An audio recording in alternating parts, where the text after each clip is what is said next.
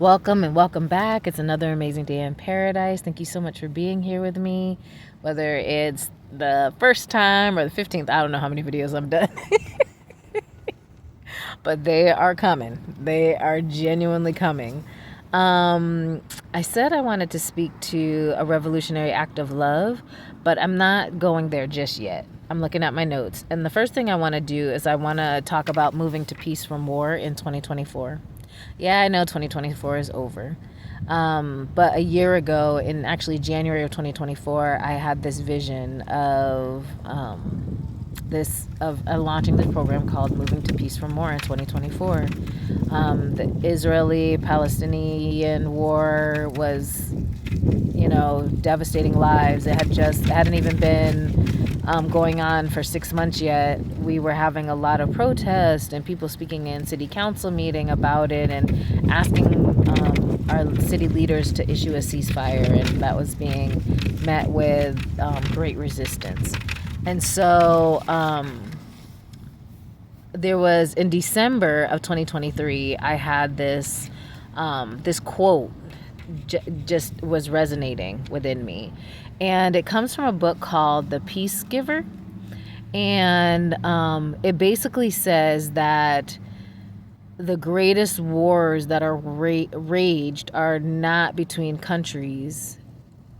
It is in the hearts of men, right? That war doesn't start when somebody throws a bomb. War starts when somebody disagrees with you and it's not taken very well. When people are punitive in their actions towards you because they don't agree with you, right? And we see that a lot in the world right now. We're seeing a lot of punitive behavior, which is synonymous with me to oppression. And oppressed people oppress others.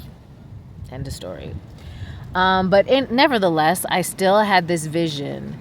And I think people had this hope for that with Kamala, as she took on the responsibility of running for president, the first black female president of the United States. Could you imagine?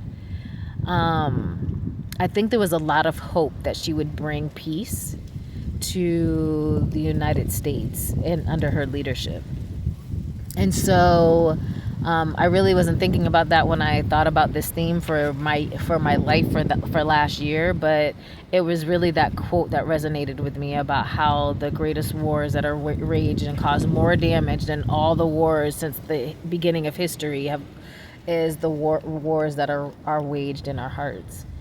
And so I still am of the belief that we can collectively be on a journey of healing if we know the 4-step process of peace.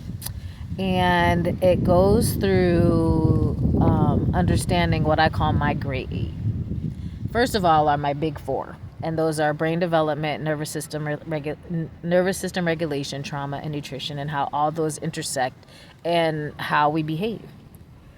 Then the next 4, which complete the grade 8, are gratitude, oppression, emancipation, and liberation. And so, to me, that's the 4-step process. Those are those last 4 are actually the 4-step part, are the foundation of the 4-step process to peace. And this is internal peace. Because if you can have internal peace, you will create external peace. And so it is in understanding how gratitude is an internal work that leads to us being able to recognize our worth and take ownership over our own oppression, so that we can recognize how we are oppressed because of how we are oppressive because of how we were oppressed.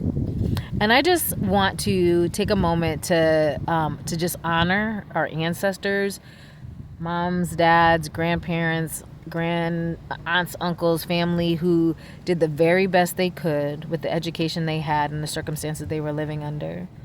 But now we know better. There's too much science, and this is also spoken about in the scriptures. And so it's one of the few things where science and spirituality mingle in agreement.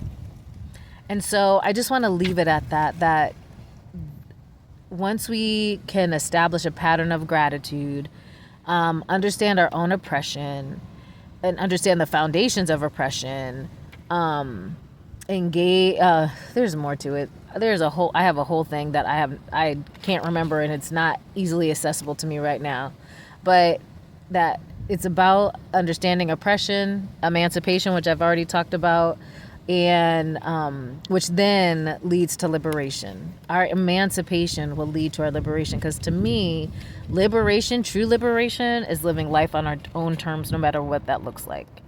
If we want to sleep in dirt every day, we can do that. And if we don't want to wash our bodies and we stink, then people will still love us, people will still respect us, because our value is not based on what we look like, what we can bring to the table, or anything else like that. Our value is infinite and intrinsic.